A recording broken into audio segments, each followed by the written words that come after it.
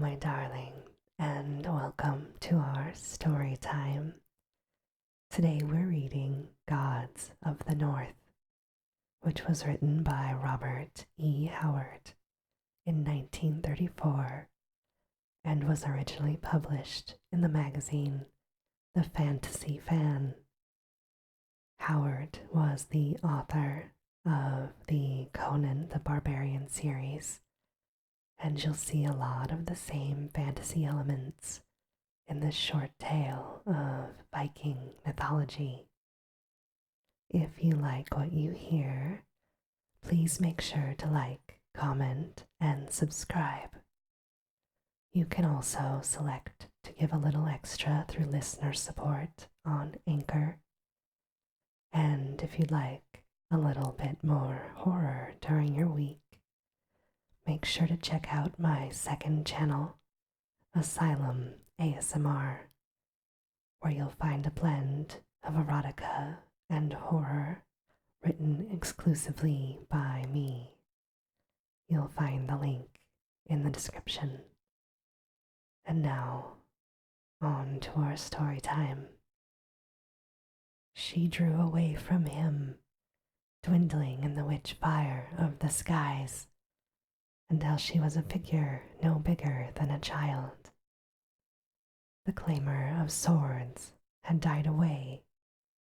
The shouting of the slaughter was hushed.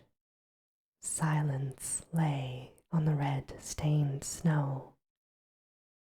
The pale, bleak sun that glittered so blindingly from the ice fields and the snow-covered plains struck sheens of silver from rent corselet and broken blade, where the dead lay in heaps.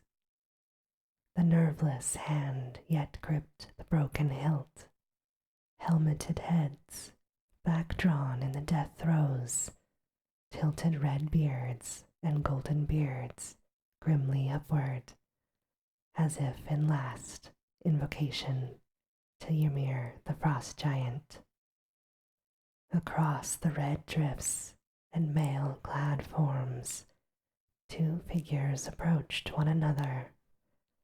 In that utter desolation, only they moved. The frosty sky was over them, the white plain around them, the dead men at their feet. Slowly, through the corpses they came, as ghosts might come to a tryst through the shambles of a world. Their shields were gone, their corselets dinted, blood smeared their mail, their swords were red, their horned helmets showed the marks of fierce battle. One Viking spoke, he whose locks and beard were as red as the blood on the sunlit snow. Man of the raven locks, said he, tell me your name, so that my brothers in Vanheim may know who was the last of Wulfhere's band to fall before the sword of Heimdall. This is my answer, replied the black-haired warrior.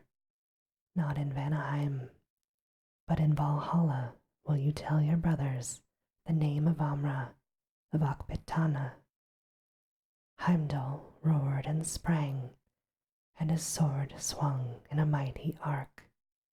Amra staggered, and his vision was filled with red sparks as the blade shivered into bits of blue fire on his helmet. But as he reeled, he thrust with all the power of his great shoulders. The sharp point drove through brass scales, bones, and heart, and the red-haired warrior died at Amra's feet. Amra stood swaying, trailing his sword, a sudden sick weariness assailing him. The glare of the sun on the snow cut his eyes like a knife, and the sky seemed shrunken and strangely far. He turned away from the trampled expanse where yellow-bearded warriors lay locked with red-haired slayers in the embrace of death.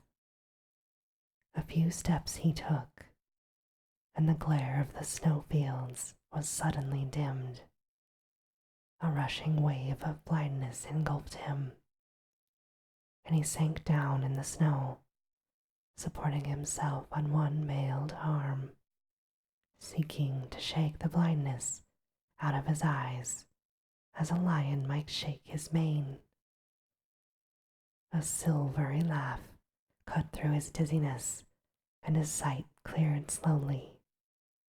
There was a strangeness about all the landscape that he could not place or define, an unfamiliar tinge to earth and sky. But he did not think long of this. Before him, swaying like a sapling in the wood, stood a woman. Her body was like ivory, and save for a veil of gossamer, she was as naked as the day. Her slender bare feet were whiter than the snow they spurned. She laughed, and her laughter was sweeter than the rippling of silvery fountains, and poisonous with cruel mockery. "Who are you?" demanded the warrior. "What matter?" Her voice was more musical than a gold-stringed harp, but it was edged with cruelty. "Call up your men," he growled, grasping his sword. "Though my strength fail me, yet they shall not take me alive. I see that you are Vanir." "Have I said so?" she asked. He looked again at her unruly locks, which he had thought to be red. Now he saw that they were neither yellow nor red, but a glorious compound of both colors. He gazed, spellbound. Her hair was like elfin gold, striking which the sun dazzled him. Her eyes were neither wholly blue nor wholly gray, but of shifting colors and dancing lights, and clouds of colors he could not recognize. Her full red lips smiled, and from her slim feet to the blinding crown of her billowy hair, her ivory body was as perfect as the dream of a god. Amra's pulse hammered in his temples. "I cannot tell," said he, "whether you are of Vanheim and mine enemy, or of Asgard and my friend. Far have I wandered, from Zingara to the sea of Vilayet in Stygia and Kush, and the country of the Hyrcanians, but a woman like you I have never seen. Your locks blind me with their brightness. Not even among the fairest daughters of the Aesir have I seen such hair by Ymir." "Who are you to swear by Ymir?" she mocked. "What know you of the gods of ice and snow, and who have come up from the south to adventure among strangers?" "By the dark gods of my own race," he cried in anger, "have I been backward in the sword play, stranger or no? This day I have seen 80 warriors fall, and I alone survived the field where Wulfhere's reavers met the Bragi. Tell me, woman, have you caught the flash of mail across the snow plains, or seen armed men moving upon the ice?" "I have seen the hoarfrost glittering in the sun," she answered. "I have heard the wind whispering across the everlasting snows." He shook his head. "Njord should have come up with us before the battle joined. I fear he and his warriors have been ambushed. Wulfhere lies dead, with all his weapon men. I had thought there was no village within many leagues of this spot, for the war carried us far. But you can have come no great distance over these snows, naked as you are. Lead me to your tribe, woman, if you are of Asgard, for I am faint with the weariness of strife." She laughed. "My dwelling place is further than you can walk, Amra of Akbitana." She laughed again. Spreading wide her arms, she swayed before him, her golden hair lolling wantonly, her scintillant eyes shadowed beneath long silken lashes. "Am I not beautiful to you, man?" "Like dawn running naked on the snows," he muttered, his eyes burning like those of a wolf.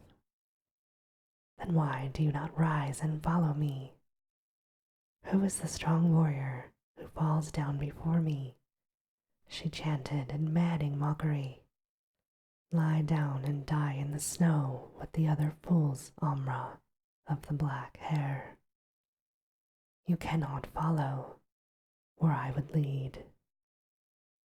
With an oath, the man heaved himself upon his feet, his blue eyes blazing his dark scarred face, and convulsed.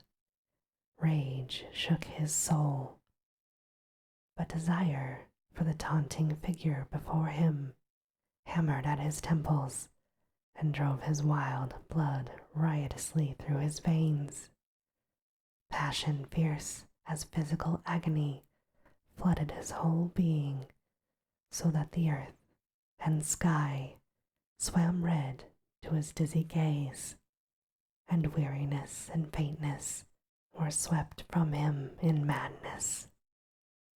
He spoke no word as he drove at her fingers hooked like talons. With a shriek of laughter, she leaped back and ran, laughing at him over her white shoulder. With a low growl, Amra followed. He had forgotten the fight, forgotten the mailed warriors who lay in their blood, forgotten Njord's belated reavers. He had thought only for the slender white shape, which seemed to float rather than run before him. Out across the white blinding plain she led him. The trampled red field fell out of sight behind him, but still Amra kept on with the silent tenacity of his race. His mailed feet broke through the frozen crust. He sank deep in the drifts and forged through them by sheer strength. But the girl danced across the snow as light as a feather floating across a pool. Her naked feet scarcely left their imprint in the hoarfrost. In spite of the fire in his veins, the cold bit through the warrior's mail and fur. But the girl in her gossamer veil ran as lightly and as gaily as if she danced through the palms and rose gardens of Poitain. Black curses drooled through the warrior's parched lips. The great veins swelled and throbbed in his temples, and his teeth gnashed spasmodically. "You cannot escape me," he roared. "Lead me into a trap, and I'll pile the heads of your kinsmen at your feet. Hide from me, and I'll tear apart the mountains to find you. I'll follow you to hell, and I'll follow you beyond hell." Her maddening laughter floated back to him, and foam flew from the warrior's lips. Further and further into the wastes she led him, until he saw the wide plains give way to low hills, marching upward in broken ranges. Far to the north, he caught a glimpse of towering mountains, blue with the distance, or white with the eternal snows. Above these mountains shone the flaring rays of the borealis. They spread fanwise into the sky, frosty blades of cold, flaming light, changing in color, glowing and brightening. Above him the skies glowed and crackled with strange lights and gleams. The snow shone weirdly, now frosty blue, now icy crimson, now cold silver. Through a shimmering icy realm of enchantment, Amra plunged doggedly onward, in a crystalline maze where the only reality was the white body dancing across the glittering snow beyond his reach, ever beyond his reach.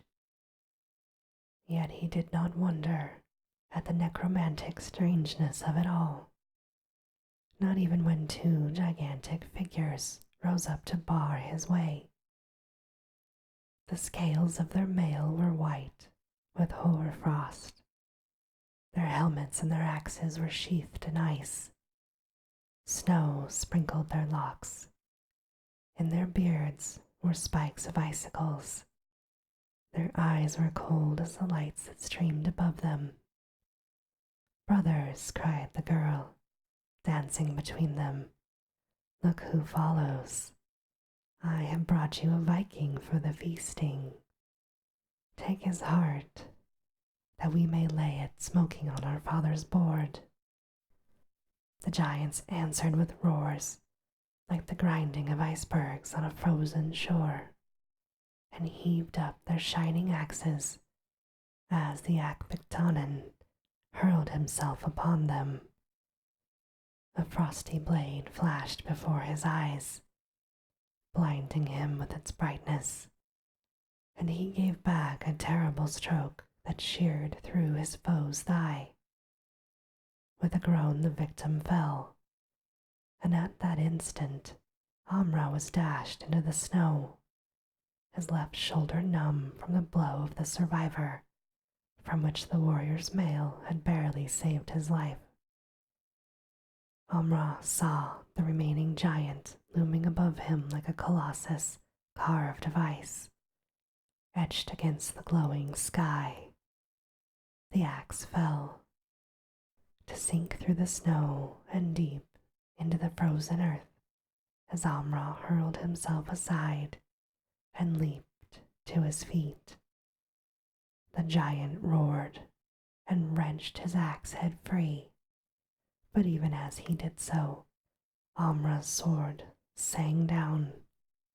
The giant's knees bent, and he sank slowly into the snow, which turned crimson with the blood that gushed from his half-severed neck.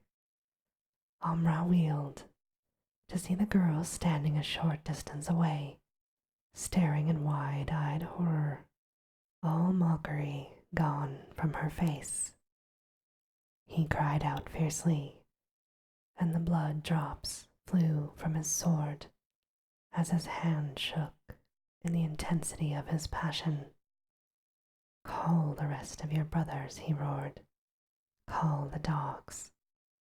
I'll give their hearts to the wolves." With a cry of fright, she turned and fled. She did not laugh now, nor mock him over her shoulder. She ran as for her life, and though he strained every nerve until his temples were like to burst and the snow swam red to his gaze, she drew away from him, dwindling in the witch fire of the skies until she was a figure no bigger than a child, then a dancing white flame on the snow, and then a dim blur in the distance. But grinding his teeth until the blood started from his gums, he reeled on, and he saw the blur grow to a dancing white flame. And then she was running less than 100 paces ahead of him, and slowly the space narrowed, foot by foot.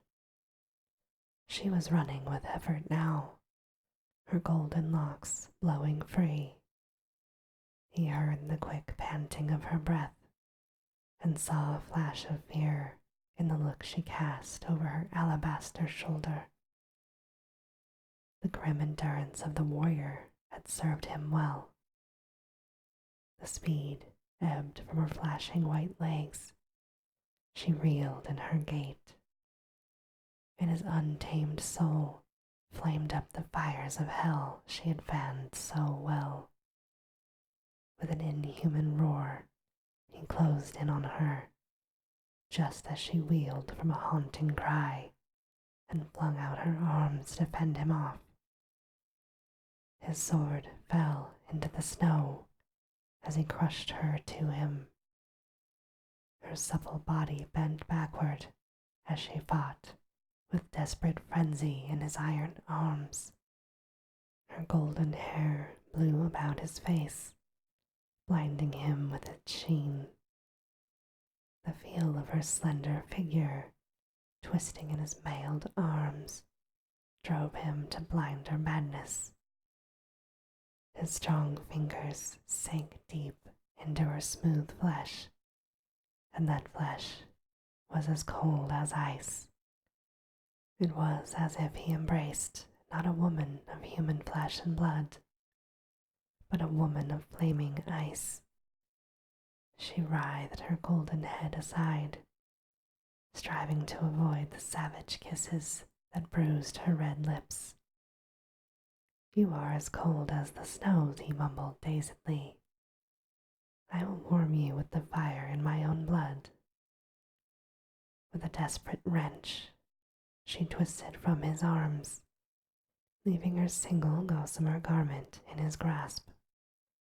She sprang back and faced him, her golden locks in wild disarray, her white bosom heaving, her beautiful eyes blazing with anger.